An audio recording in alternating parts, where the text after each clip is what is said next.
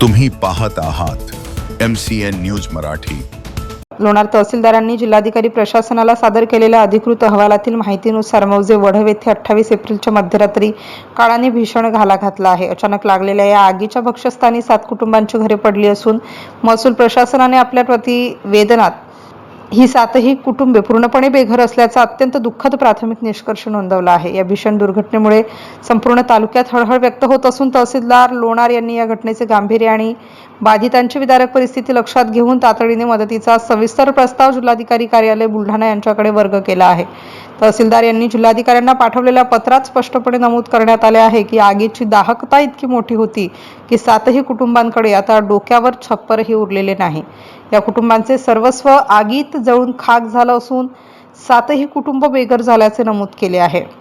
ग्राम महसूल अधिकारी वढव यांनी 29 एप्रिल रोजीच आपला अहवाल तहसील कार्यालयात सादर केला होता। बाधितांचे झालेले नुकसान आणि त्यांची सद्यस्थिती पाहता तहसीलदार लोणार यांनी नैसर्गिक आपत्ती निवारण विभागाकडे हा तातडीचा प्रस्ताव वर्ग केला आहे।